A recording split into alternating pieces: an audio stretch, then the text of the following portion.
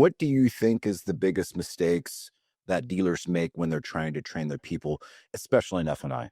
Well, I can tell you the biggest mistake that dealers make, and that's actually a very, very good question. The number one mistake that dealers make is not freaking doing it. And I have this conversation weekly with dealers, and you start, you go into a dealership, have these conversations, and you're like, hey, really, we need to look at, possibly, training, Jacob. Well, they just don't want to spend the money, which is fine if you have somebody like, I understand somebody like me, but you have, a company like I am that will come in and actually sit down and do it. That's the first mistake they make. Second mistake they make is not holding people accountable to the training they have received. So if I go in and I'm teaching Jacob how to do how to desk a desk process, right? I tell the dealer, hey, this is the process we train, and I go through all of them, make sure that we're in alignment, with before I do it and then after I do it. Then I'll start holding them accountable to how they're actually desking the deals. So if I call a dealer and say, hey man, I trained Jacob on blah blah blah blah blah, we agree that this is how it's going to be done. It's not being done.